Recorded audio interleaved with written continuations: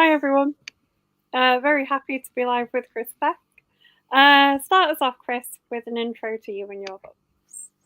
Hello, my name's Chris Speck. I'm a writer from the north of England, from Hull, and I write crime fiction based here in Hull, featuring the beautiful characters of the north of England and what they get up to. I also write seafaring books set on the North Sea. And for my sins, I also write historical fiction books set at the moment in the 18th century, but we're creeping up towards the modern day. So yeah, I write quite a lot of books. All of my books are pretty short though, Kaz, aren't they? Yeah, they are, but they're good reads. Fair play. So yeah, I do. I've written quite a few books now. I think my latest one is my 12th. So yeah, I'm a northern writer, and I celebrate the people and the diversity of Hull and the surrounding areas. And what a lovely place it is as well. No, you're going to have no arguments with me about that. Well, your husband's from Hull, though, Kaz, isn't he? He's from East Hull at that. He is, yeah, the best part of Hull. It is actually it's a great part of Hull. I'm originally from East Hull. It's the toughest part of Hull and the friendliest part of Hull. Yeah, it's a lovely place. When did you start writing then, if you got 12 books out? Well, properly started writing when I was a kid, I think like most writers do. I started writing comics when I was really young. And my favourite comic is 2000 AD. I don't know if you've heard of it before, with Judge Dredd. And I used to every year, or every 6 months, I would write a Judge Dredd story and I would send it into 2000 AD. And they would always send me a very kind letter saying, no, thank you. And I did that for many, many years. But I think, I would write quite seriously for a long time. I wrote a couple of books before I got published, probably maybe 3 or 4 actually. And it wasn't until I wrote a book called Beast, which is my boxing book set in East Hull, in the North Hull estate. It's about a young boxer who loses his dad and his struggle with his life and a great big werewolf that lives secretly in a part of Hull. It wasn't until I got that one published in, I think, maybe 2019 that I actually started properly writing. And once you start getting, once you've done a few of them, you get a little bit better at it and faster, and the process gets easier, and my editor is less mean. That's good to know. And we discovered you about the time you wrote North Sea Tale. You did, yeah. And thanks for your support on that one. So this is really my second book. This was North Sea Tale. This is a murder mystery set on a North Sea trawler here. It's about a young lad called Danny who has troubles with his father. It's set in 1974, and he goes for a walk to clear his head on a Sunday morning, and he ends up on this trawler here, the Cuckoo. And there's a murder out on the North Sea. And Danny's caught up in the maelstrom and the trouble, and there's trawlermen and superstitions and all the things a great seafaring novel needs. What I like about your books, because we're going to talk about the most recent one in a minute, aren't we? Is they all feel very unique to the area that you're writing them in. You know what I mean? Like they could only happen sort of in a town like Hull. Yeah, maybe. I don't really know. Definitely the trawler ones. They sort of need to be a nice, like, fishing town. Well, I did actually. I mean, North Sea Tale. To go back to that one, I sold the film rights to North Sea Tale a long time ago, and there was talk of setting it in Scotland. I think if they would have made the film, they would set it in Scotland. I don't know how well it would transfer, but yeah, I don't really know any more towns as well as I know Hull. I don't know what other towns are like, to be honest. I mean, I've lived lots of other places, but not to the extent as I've lived here. And I don't know other places as well as I know here. So, I don't know. I mean, I guess if you walk down the street in Leeds, Kaz, there's all sorts of weird characters and crazy guys who get on the bus and stuff like that. I mean, that's just a Yorkshire thing, though, isn't it? Crazy people getting on the bus. Well, I mean, you spot them everywhere. I'm sure if you lived in London, you'd see tons of them. Probably. This guy who walks around with a lizard. There you go. That's what's he doing with a lizard? I don't know, but he just walks around with him on his shoulder. See, Leeds is. I mean, there's some great fiction coming out of Leeds. I mean, yeah, well, it kind of reads it. There's someone who walks through town and howls like a wolf. Well, you get all sorts, don't you? There's a guy in Hull he's at the moment, he's going around with, he's made himself his own huge paper mache Dalek. And he just carries it around with him where he goes, and it just sort of sits with him while he has a cup of coffee. He's a friend of mine. I mean, you've got to appreciate that. That takes effort and dedication. It really does. I mean, yeah, and I think he's got a few Daleks now. And he just takes them out wherever he goes, and they're his friends. And why not be like that? If you lived in a world where when people didn't sort of have their own special foibles and unique characteristics, what kind of a world would we live in? It'd be dreadful. Didn't you used to have the little old lady that dressed like a bee and raised money for charity as well? Yeah, the bee lady, and she would be out at like 11 o'clock at night. She was a little hunched girl with a little bee antenna on and like an orange and black bee suit, and she would just be, there with a little container for money, and she'd be out around all the pubs late at night. Yeah, she was great, the bee lady. See, you know a time when you know the stories about the bee lady. And have you met the bee lady before, Kaz? I must have done. I think, like, the number of times I've been to Hull, I must have met her. I never spoke to her, but I saw her lots and lots of times.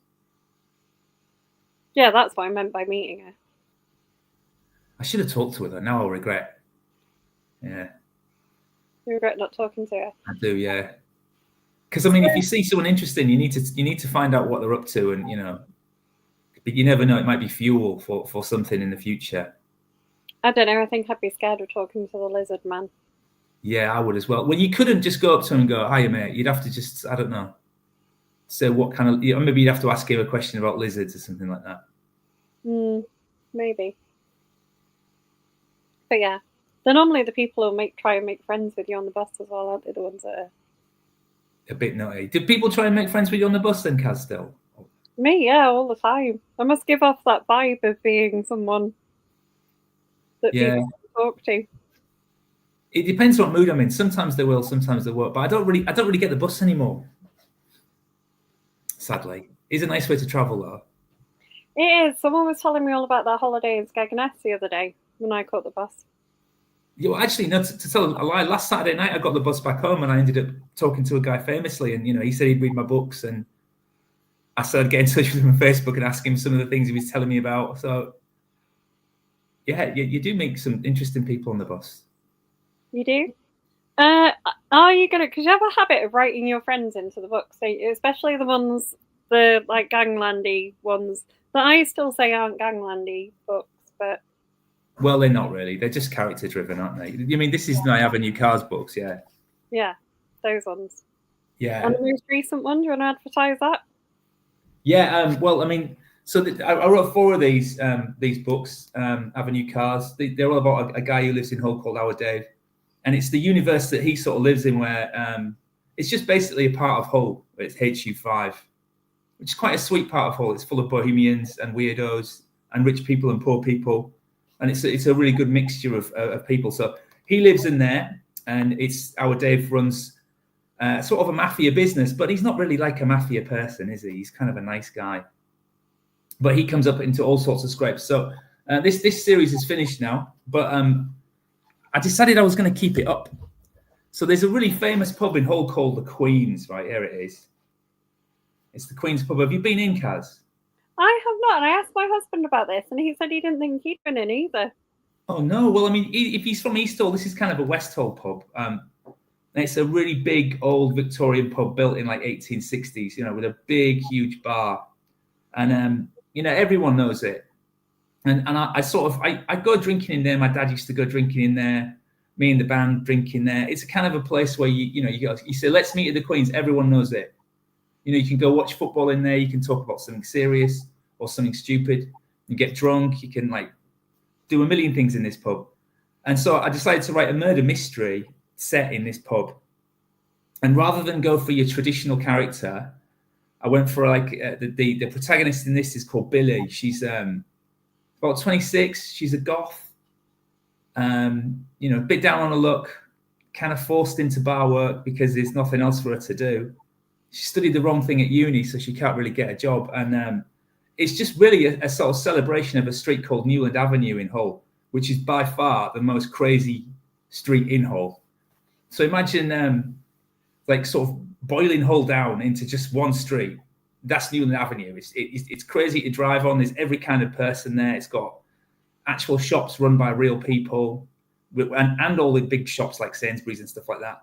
And you had all sorts of weird things happen on Hesel Road. So it was a celebration of that street. And I mean, you've read it, Kaz. I do put like in like some vignettes where I take you around sort of Newland Avenue, and I show you the sights and the people and the different lives that are there, because it's rich and poor, smart and stupid, every different nation. And so I wanted to write a book that celebrated that street and also about the Queens. And so it's in the same universe as our Dave's Avenue cars. And the worlds kind of meet a little bit. But I wanted to keep on talking about that. And the people in Hull love these kind of books. Well, they tell me they do anyway. So that's what I'm carrying on with, really. But this is a standalone, but some of the characters in this book will be in the next series that I'm going to kick off next year. Oh, that's good to know. Because I wondered, there's a thing in it where the Queens is linked to other pubs, right? Yeah. There's like 2 other pubs that are linked in the same management or ownership in Hull. And I wondered if that was how you were going to take it, like something else was going to happen in one of the other pubs. No, I'm going to leave the pubs alone, I think. It'll be, there's a police lady in here called D.I. Needler, who's from East Hull.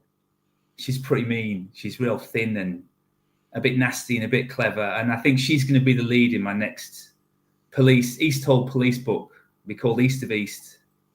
I'm just thinking about it at the moment because nobody writes about East Hull. It's probably people watching who don't know anything about Hull. It's just a sort of a bleak northern city. But if you're from here, there's an east and a west, and they're not the same. So I'll be talking about East Hull, the industrial part, the poorer part, and a great part of Hull that everyone kind of forgets, even in Hull, right here. It's a bit like, or the way I think about it, it's a bit like sort of South Leeds and North Leeds, isn't it? Yeah. Do you know what I mean? It's got like there's 2 rugby teams that are separated, and if you're from one side of Hull, you support one, and Leeds used to have that. If you were South Leeds, you had to support Hunslet, not Leeds. Oh, there's still that rivalry, definitely. Well, sadly, one of our rugby clubs has kind of died, unlike Hull, if you know what I mean. So there's not that same rivalry. But there is still sort of that looking down on South Leeds as being a bit of the poorer end. Yeah. Oh, that's definitely the same in Hull as well. So, there's 2 sides to this city, and they don't always mix. But I will talk about that in my next book, definitely. Interesting stuff. I like how you sort of bring in sort of the bits that people will know as well, because you had another book set in Hull Fair, didn't you, which everyone's kind of heard of. Yeah, I did. Yeah, that was my last one. That came out at the start of the year. That's the last ride here. That's our Dave's last ride. It's set in Hull Fair, about the things that happen at Hull Fair and the things that come with Hull Fair. And I don't know if have you been to Hull Fair, Kaz? I have not actually. No. It's good. It's really, really busy and big, and it kind of disrupts the city for a week or so. But it's good. It's nice. It's really good to walk around. And as soon as they come as well, there's all sorts of stories and legends around the guys who come. People say one thing, people say another. So it's about how the city copes with this huge fair as it descends on West Hull, what they do. And I also brought some of the characters from here, who some of them are quite tough. They come and do some nasty things in the city as well. But that's also a cultural thing here. Yeah, Hull Fair. I think the thing that really sends your books standing out, especially the sort of Avenue cars and the Queen series, is the characters. Definitely. I think you write like such amazing kind of real people. Well, I just meet them, they're based loosely often on people that I know, or conglomerations of 2 or 3 people that I know. Certainly our Dave from Avenue Cars, he's the guitarist in our band. It's his dad, who's a lovely fella, an old joiner, and he's just like an older lad, but he's not in any way a criminal or anything like that, but he's such a sweet chap. And our guitarist said to me one day, he said, can you put my dad in one of your books? So I said, yeah. And he turns out to be the biggest character, really. So, yeah, I mean, the people that are in the books, I mean, all fiction for me is character driven, really. The plot's kind of not so important for me anyway. I don't know how you feel about that, but character is the number one thing for me. Well, what would you think? I think unless I can gel with the characters, the plot doesn't matter as much to me. Yeah. I think I've got to, I don't have to like them, but I have to have a feeling about the character. Yeah, they have to be interesting in some way. Mm. Yeah, I agree with you. You can really dislike them and still enjoy the book, if you know what I mean. Oh, yeah. So if the character's good, I mean, there's lots and lots and lots of stories where the plot's not really very good, but the characters are. And that's why for me, that's why it's a good story. So, yeah, plot. I mean, if you pick a lot of crime stories apart, I mean, when I wrote Queen of Queens, I'm not really a crime writer. So I sort of trawled through lots and lots of books and read quite a lot of like murder mysteries, like Miss Marple and stuff like that, and thought, how does a murder mystery work? I'm going to have to try and make the plot kind of watertight. And then I just sort of opted for what I usually do, just have characters. And then, yeah, I try and make the plot fit to that. But really, the characters are the main thing and being true to what they would do. I mean, you say that, and then your second book was like a proper locked room mystery. Yeah, it was, yeah.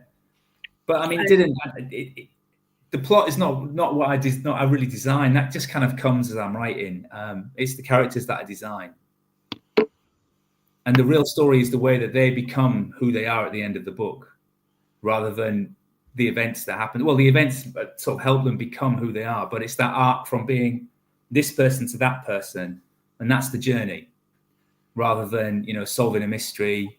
Because I don't know, quite often when I read a crime book and, there's a dead body in the first scene, I'm like, well, I don't know. Unless I like the detective, I don't mind, I think one of the things I was trying to say about the characters is not just about writing the characters well. You sort of get that, as someone who's sort of worked with people who've been drawn into crime, you sort of get that sort of person who's not bad, if you know what I mean. They're just in a bad place or know some bad people and get drawn into things, and you get that like almost perfect. Well, thank you, Kaz. But yeah, most people are not bad, are they? Really? You're a teacher as well. You know that most kids they act up because they're a bit scared, and I think people are put into situations where they do things they didn't really want to do often, unless they're horrible. And there's always a bad guy in the books as well. But yeah, I think they're not always completely bad, though, are they? No, well, yes, sometimes they're. Some of them are. Some of them are right, totally horrible. And it's nice to have a good baddie in a story as well. Like a Darth Vader type, even though we like Darth Vader, but do you like Darth Vader? Oh yeah, I really like Darth Vader, don't you? And we've not had this discussion. I hate Star Wars. Oh, I think you told me that a long time ago, actually. Yeah. Oh no, have you never seen it then? No, I've seen all of them because I live with a massive nerd. Oh.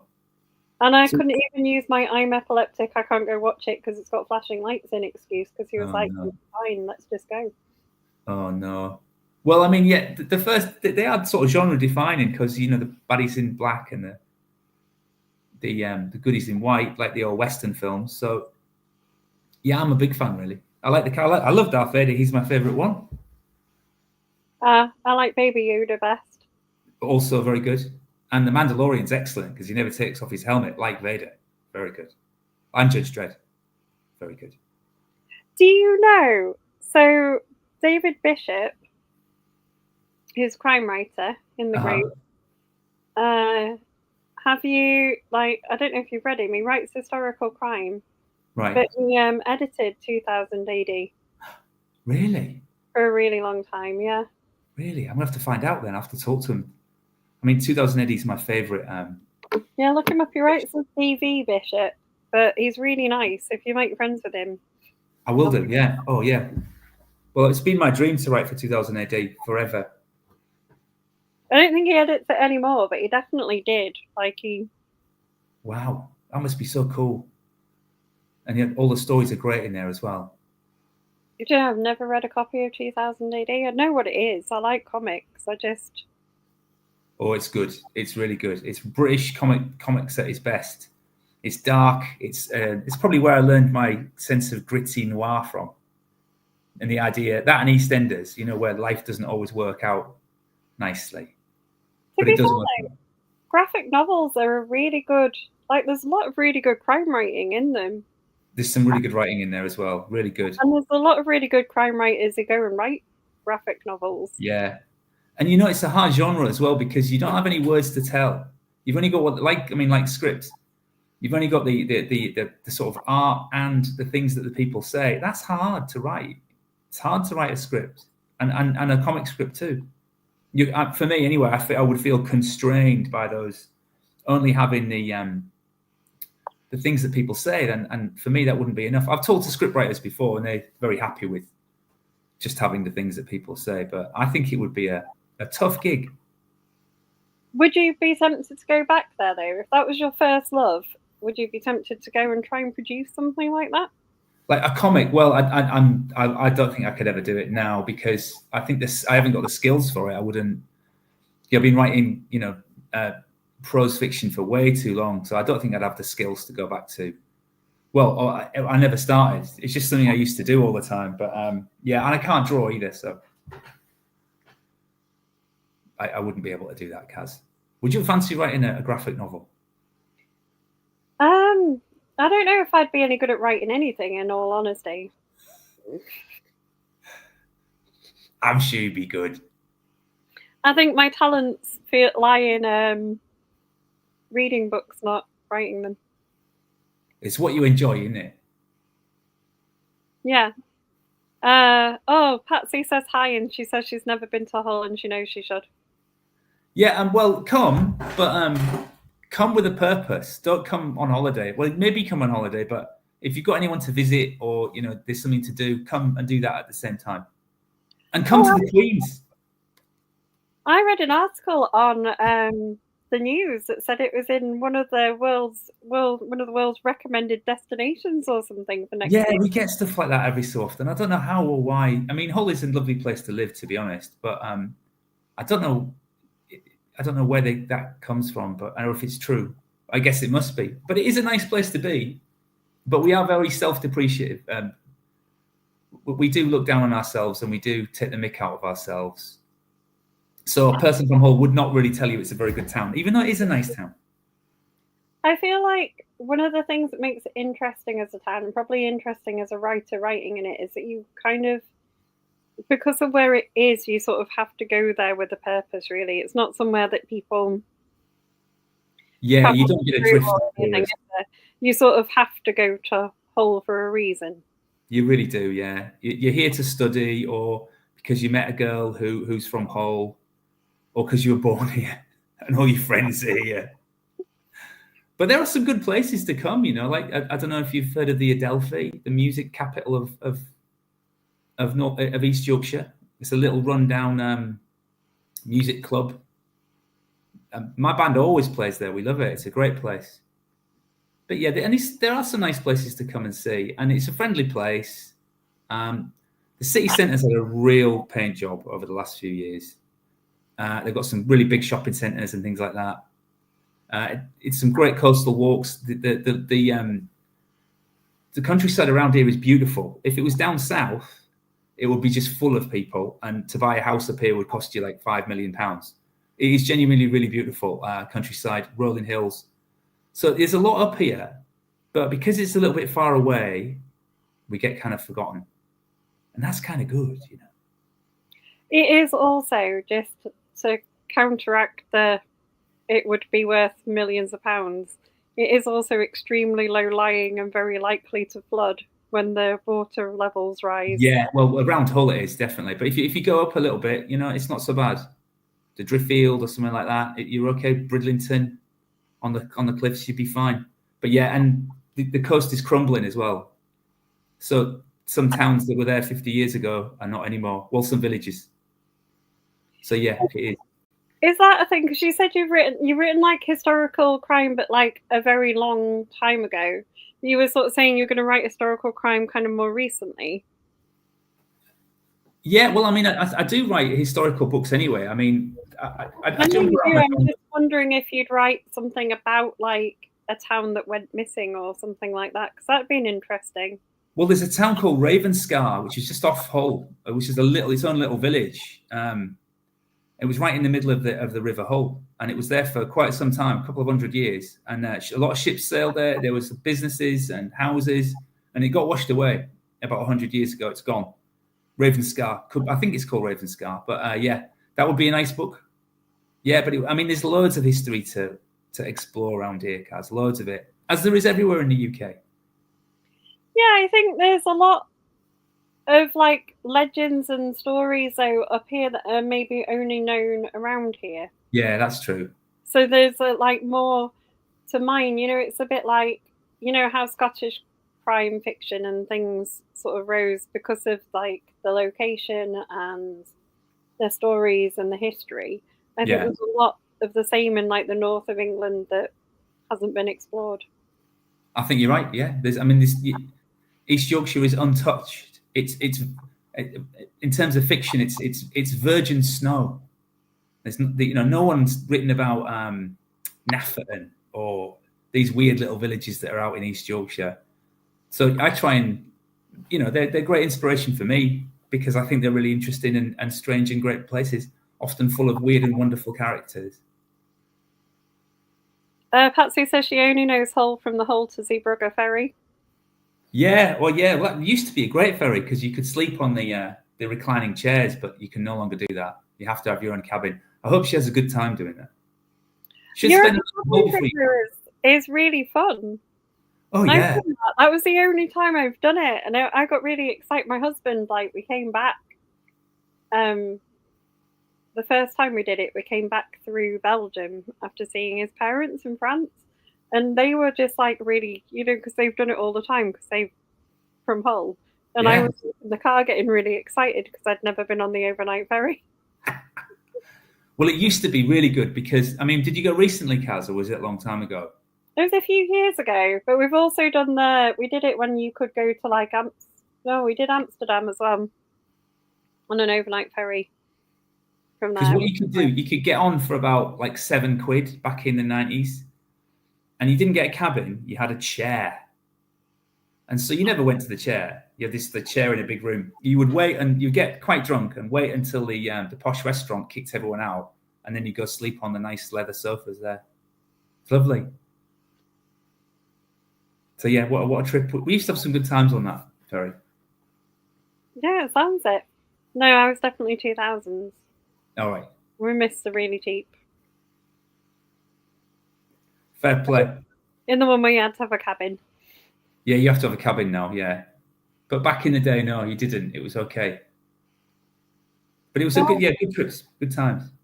Tell us about your whaling book that you're writing. Because I don't think people think of Yorkshire as overly being involved in whaling, and it was. Massively. So this is another book that came out this year. It's called The Witch at the End of the Lane.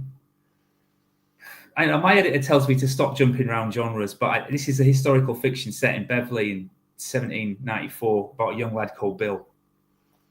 The next book after this, this is about this woman who's a not really a witch, but she kind of is a witch. Well, you can read it, Kaz, I think. I've got it on my book pile. I was looking for it before we went live. It is literally on my TBR pile at the side of my bed to read.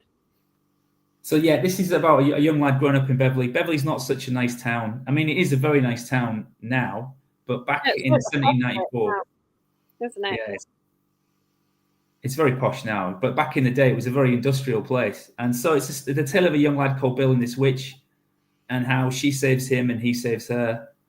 And so the follow-up of this book is really the sort of last in the trilogy of the North Sea Tale books, and it's a whaling book. And it'll be set in 1804. And Hull was one of the most important whaling ports in the UK, Hull and Whitby, and a couple of places in Scotland. And we used to go out and hunt what was called the bow whale in the Arctic. in a place called the North Grounds, and we go out there on our wooden boats with sails, and we would hunt them, cut them up, and bring them home. And it was the most unpleasant and horrible job you can ever imagine. Not only do you have to sail a wooden boat up to the north of the world with sails, which is a hard enough job anyway, in a wooden boat with all the ice, you also have to hunt a whale. Now, the bow whale's pretty nice. It will sort of go quite slowly, but killing it is just a horrible, horrible thing. And then cutting it up to store the whale blubber as in great casks on the ship, that is horrible. So they'd hunt about 12 or 13 whales on a good year, and they'd bring them home. It would take them about 5 or 6 months. And so I wanted to write a book about that. And it's been a real eye-opener. And it made Hull rich, actually, back in the 19th century. And it's probably one of the reasons we're here. What do you know much about whaling, Kaz? It's horrible business. It's horrible, isn't it? And I know you can see sort of remnants of it, can't you, around Yorkshire? There's like a jawbone in Whitby. Yeah, there is. Isn't there? There's actually one in Leeds, near where my parents live, just at the end of a road somewhere, like a whale jawbone arch. Yeah. It's a brutal, brutal business. And there's bits in the Maritime Museum in Hull, isn't there, about whaling and things? Well, there is. I mean, the Maritime Museum's been closed for quite a number of years now, and it's due to reopen next year. And my book will come out at the same time as it opening. Should be something magical. It was always a great museum, but hopefully next year, 2026, I think it's summer, it should be a really good experience. And, it should celebrate, our maritime history, even though whaling was a brutal and nasty for the men and the whales as well. I mean, lots and lots of fellas died. It's not a way of life you'd ever want to do. So I've been researching it, and I'm kind of knee deep in whale guts at the moment.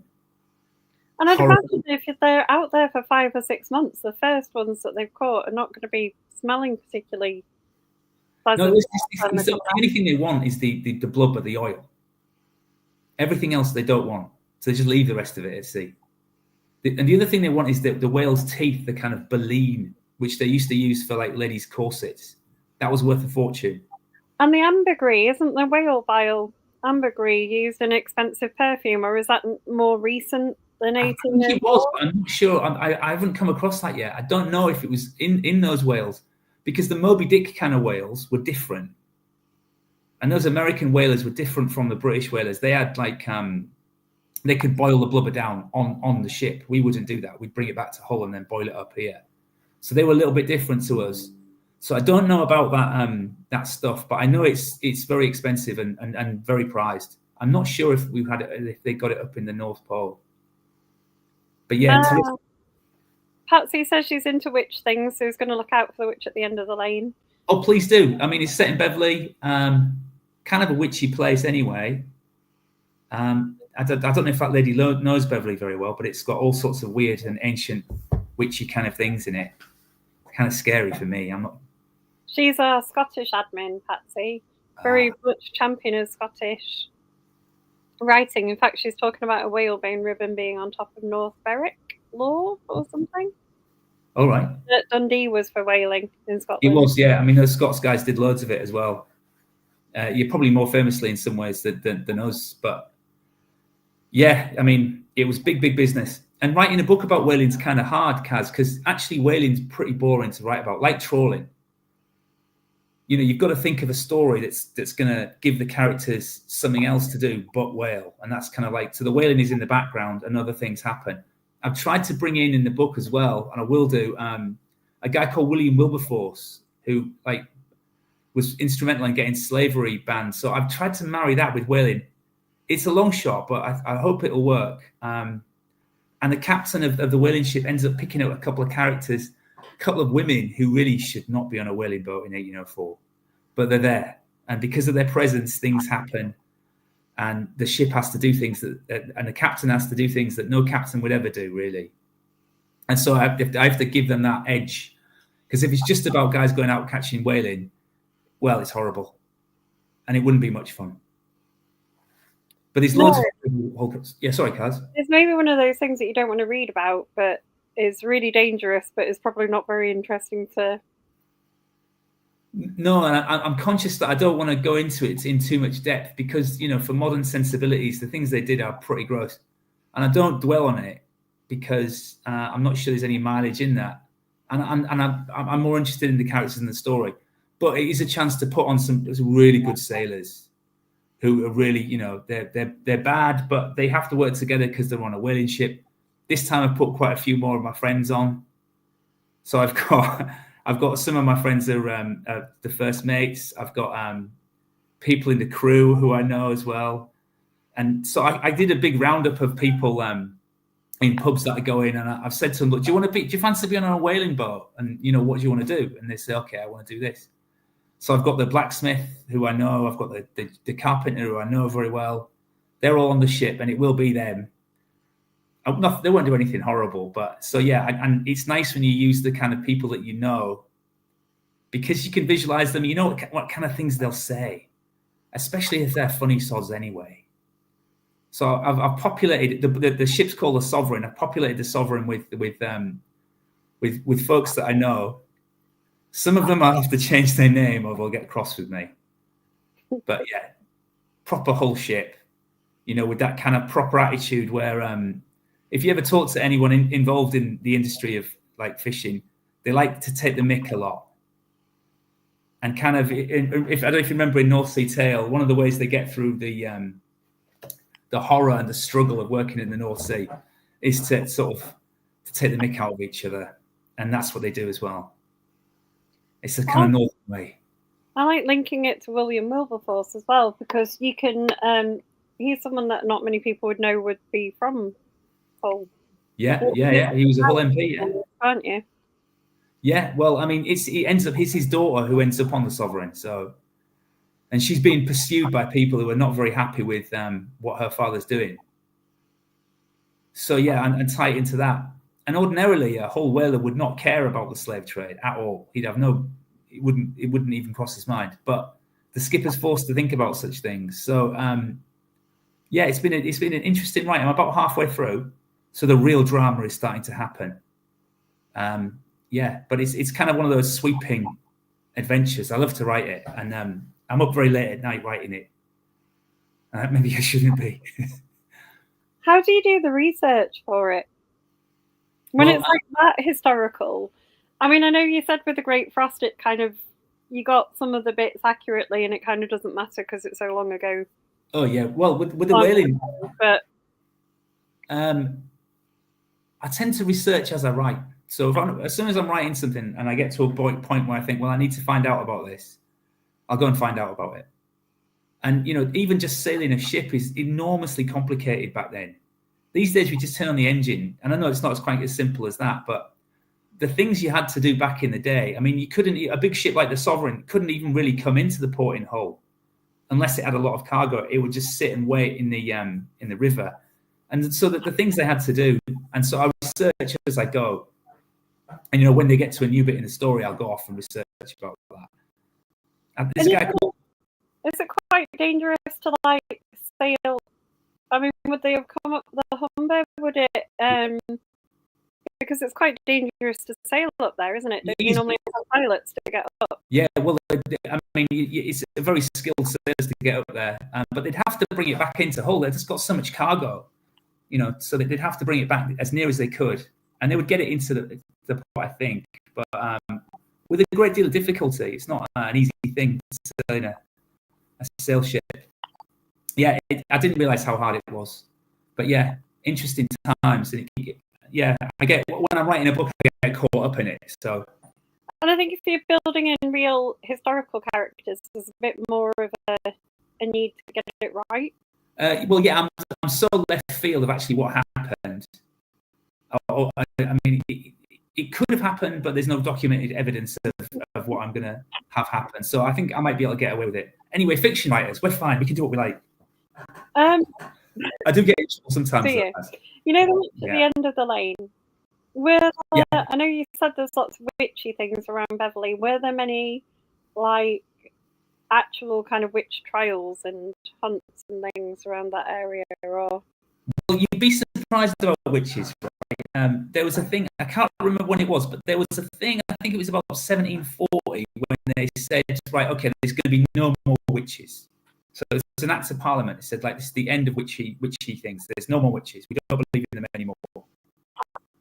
And so, a lot of people exist, but it wasn't really a thing, or they were just like strange women. So there was a couple of women who lived around East Yorkshire, and they would, there'd just be a strange woman who lived in the village, and if you were sick, you might go and talk to her, and so there are a few stories about witches in and around East Yorkshire, but generally they're not like what you'd see in a film. Generally they're more tolerated than you think, and so that's what my witch is. She's tolerated, from the sort of the superstitious world of like the 16th century, and trying to be more modern. The Enlightenment was starting to happen. People were thinking about politics and in science a little bit more. So the idea of witchcraft was becoming more and more in the past. So, and that's even, and people they are frightened of her, but they're not going to persecute her. You've been asked about the picture behind you. Very appropriate for books about sailing. It's a great wave. It's Hokusai's The Great Wave, yeah. Yeah. In the kitchen, a great picture. It's actually my son's picture, but I borrowed it from him. Yeah, it's a Japanese picture, isn't it? It is, isn't it? Yeah, that's really early. But sorry, it was on the stream and I forgot to ask you about it. Fair play. So yeah, book launch is tomorrow, by the way, Kaz, if you're in Hull. Nice. I was going to ask you if you were going to have books for sale in the Queen's, because I feel like if it's set there, they should sell your books for you. Yeah, they do. It's already in the Queen's. Buy a coin and buy the book, couldn't they? They could definitely do that. They could even. I mean, I'm really nice about the Queen's. It's a really good pub. But tomorrow night. To be fair, I think you're nice about it, but things happen to the Queen's in that. Yeah, they do. I kind of like, me and the editor, we went for since the version that you read, Kaz, we kind of cleaned it up a bit. So we cleaned it up a bit, and not so many bad things. We've got the book launch there tomorrow. I said 7 o'clock, but I've got a couple of bands. I've got the guitarist King Rap from our band playing, and I've also got a band called Buckfast Tramp playing. And they work on musicians' time, so who knows when it'll start. But we'll be there, and it's nice. I've never done a book launch in a pub before. Have you been to a book launch in a pub, Kaz? I have not. There's not that many book launches up north, is there? I've only been to a few up here. Marco's done a few. David Mark. There's not that many really. I think people kind of don't know what to expect. I've done ones in bars. I've done a couple in libraries, and they tend to be quite staid affairs where people just come along, and I have to play the guitar sometimes, and they all sit there looking at you. It's kind of scary.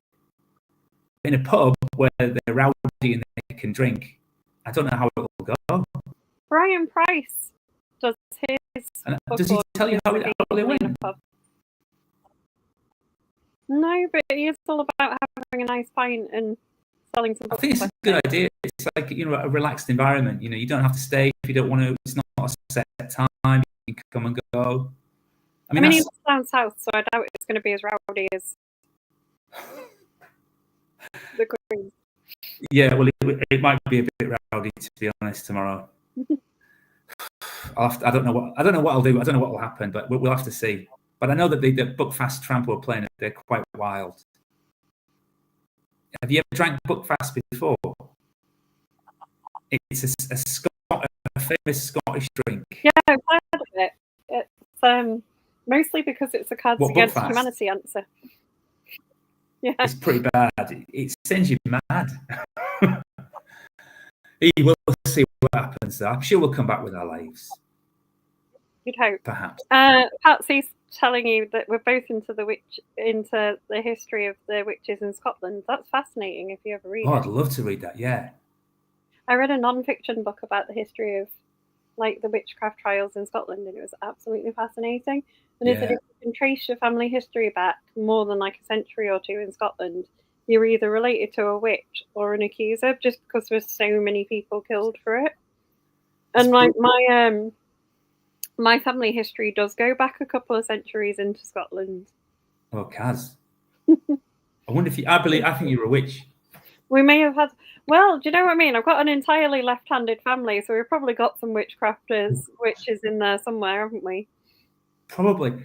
But the interesting thing about witches, right, are that, often they were the wise women in villages, or they call them clever women, I think. And they were the ones who do the medicine.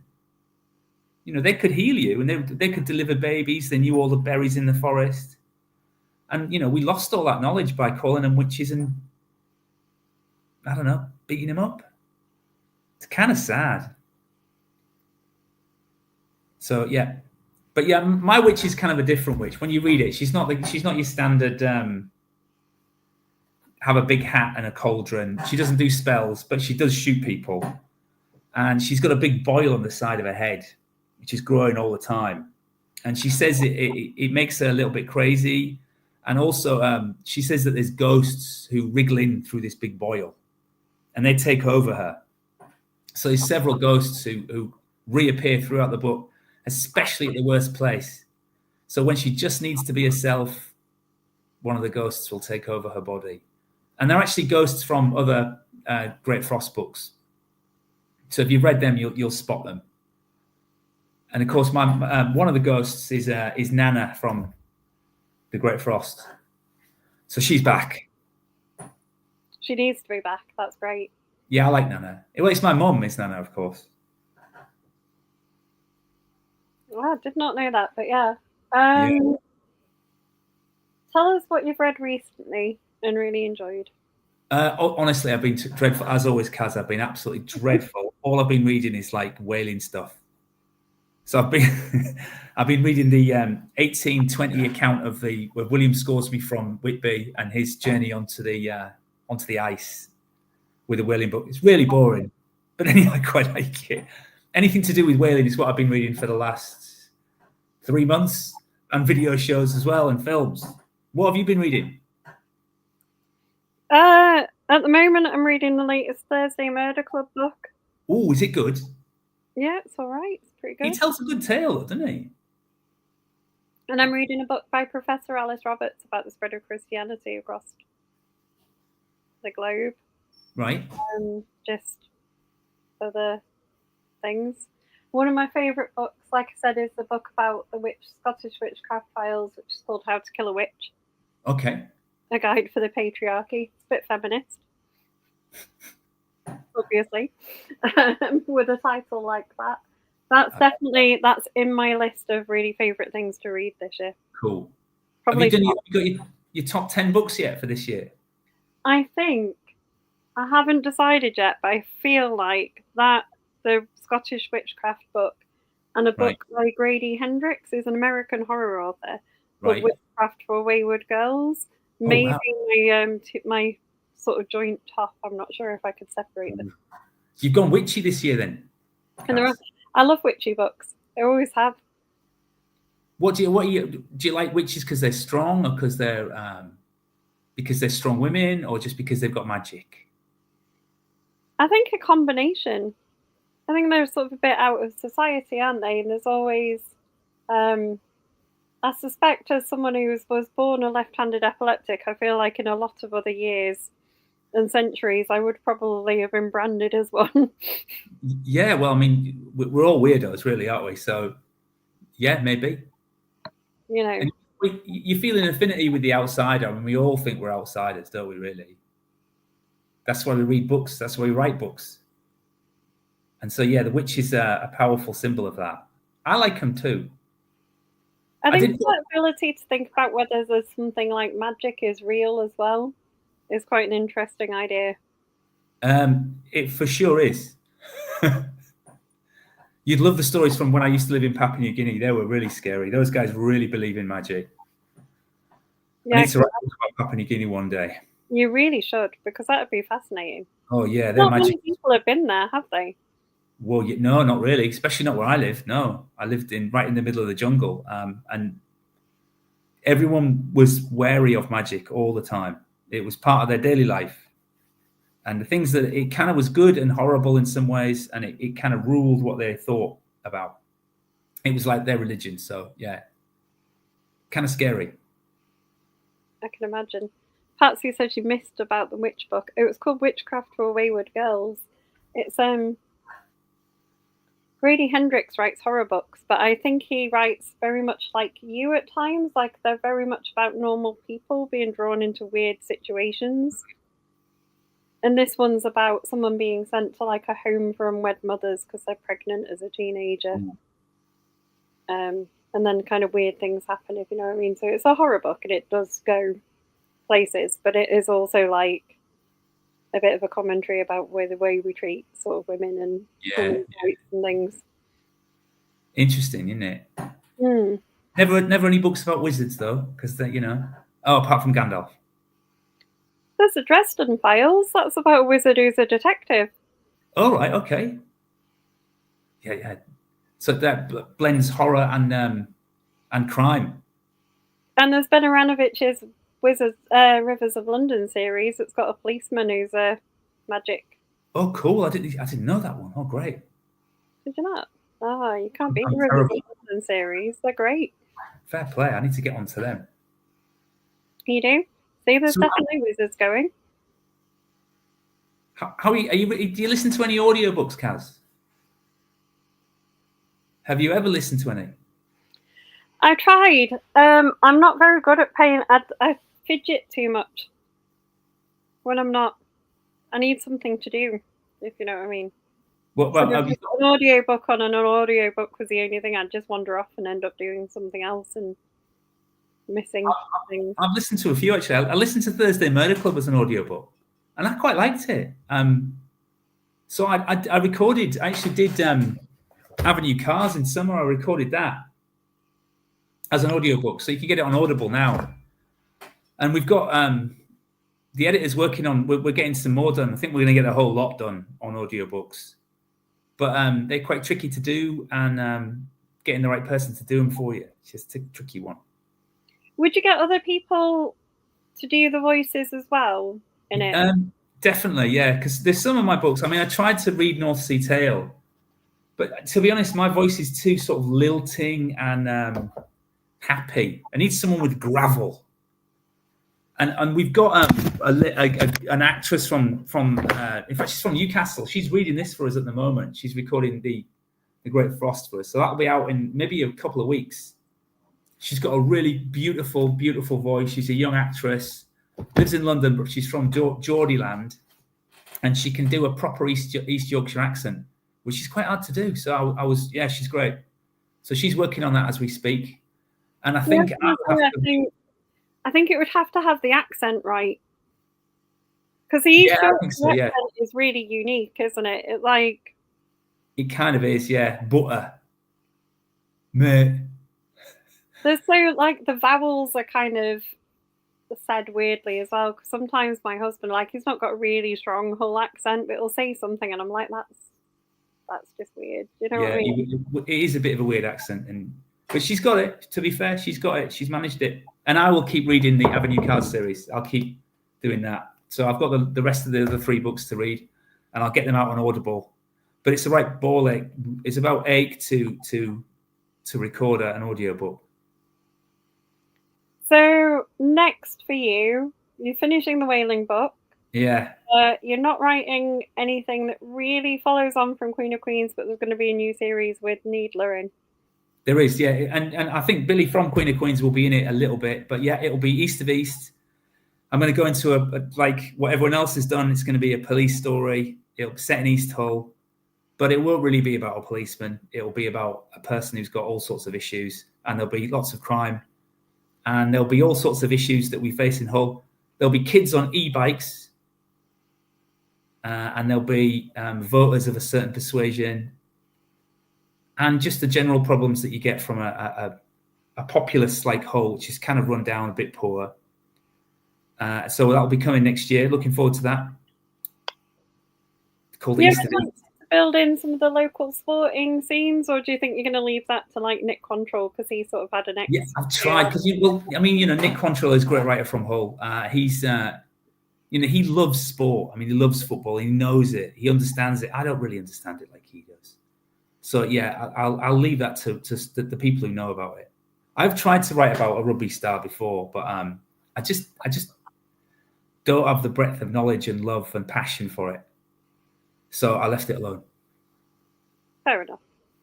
And you put enough other sort of love and passion about the city and the environment in there, without having the... Yes, I do try and celebrate the area. So, but the sport it's not something I'm great at or big on. Fishing, yes, but... Well, I think fishing, I mean, you can't write a book about Hull and not include fishing at some point. Because it was the big industry, wasn't it? It's like mining in sort of mills and stuff in other parts of Yorkshire. Do you know what I mean? It is like the industry that Hull had, and then it went. And much like other sort of industrial towns up here, they lost the industry, and then they did. Well, I mean, the other thing, every time I run down the river every Wednesday, and during my run, I always see the big pylons that they're making now at Siemens, and they take them out into the middle of the ocean and drop these huge pylons to make wind turbines to generate electricity. I thought to myself, now that would be a good book. There could be a nice murder out at sea, and it could be a modern take on a seafaring adventure. I'm thinking about it. You could have a nice spin on like a chemical or a scientific kind of thing as well, because you've got Reckitt's on the... We have got Reckitt's here, yes. Yes, I could have that as well. There's so much going on in this town, like any town really. But you scratch the surface in Hull, you find out there's a lot of history here, a lot of things going on. It's an interesting town. But I bet there's loads of people watching who think, "Oh God, I don't want to hear about Hull." Well, they've probably all been reading the BBC News that says it's like the top destination to go to. They're all planning their visit now. Come to the Queen's. They're inspired by all those Netflix things that are filmed in the old town, and that's true. Yeah, that's true. Oh, madness! Yeah, it's got a lovely old town. Really, really beautiful. Actually, as beautiful as York, and there's no people in it. The pubs are amazing. James loves them. He's like, it's just the same, like 2 or 3 streets. They just spend like ages running around the same. They do, yeah. And they cordon it off as well. So all the locals are like, "Oh, here we go. They're filming again." You're not tempted to go and be an extra? Well, I don't think they'd let me, Kaz, to be honest. I'm not handsome enough. So fair play. There's no answer I can give to that. Finish off our chat with reminding people what they're going to go and buy. So if you fancy some gangland thrillers set in the north of England in Hull, go for Avenue Cars. Our Dave runs a taxi office, but that's not all he runs. If you and my new one is Queen of Queens. It's a murder mystery set in the Queens here in Hull.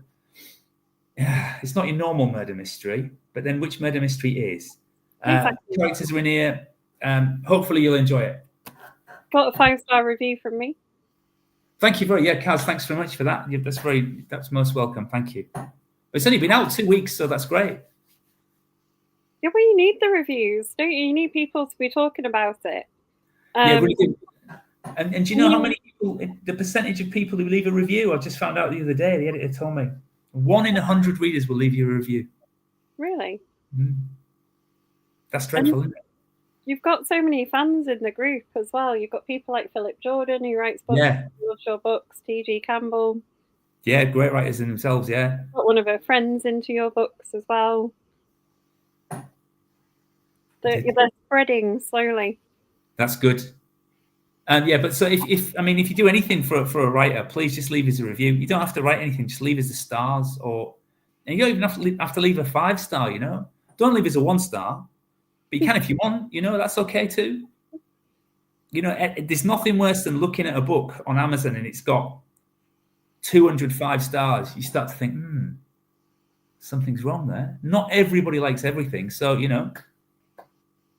Yeah, you got a point. Leave us a review. Sometimes I'll go and read the 1-star ones first. I think most people do. That's what they want. They want to see, is it really bad? But yeah, so the stars make a big difference to the algorithm, I think, as well. And it makes a big difference to sales. So yeah, leave us a review. It would be good. And then all that's left to say is thanks for joining us again. Thank you very much for having us, Kaz. And, you know, if I don't see you before, have a good Christmas, but I'm sure I will. Have a good